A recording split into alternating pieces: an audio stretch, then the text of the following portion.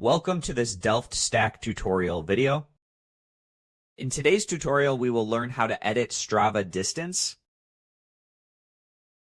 Sometimes Strava records the wrong distance if you start tracking late or leave it running after you finish your activity. First, just go ahead and open the Strava app. If you want to shorten our recorded activity, go to the U tab at the bottom right and select Activities. And from here, just go ahead and select the activity that you want to edit. So let's say I want to edit this particular activity. I'll just go ahead and click on it. Now at the top right, you'll see a 3-dot. Just go ahead and click on that. And here you'll see option for crop activity.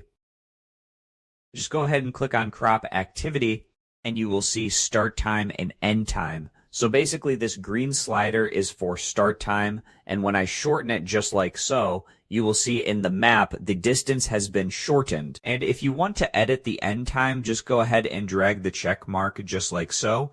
And the end time will also be successfully cropped. And now once you're happy with the correction, just go and click on Save to apply the changes and click on Crop.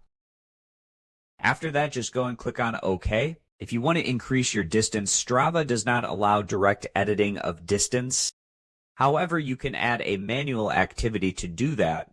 Just go back to your profile and go to Home, and now just click on the plus icon and choose on Manual Activity.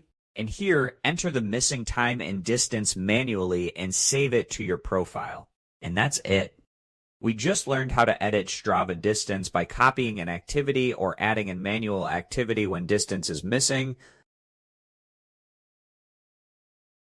Thanks for watching, and don't forget to check out the next DelftStack tutorial video.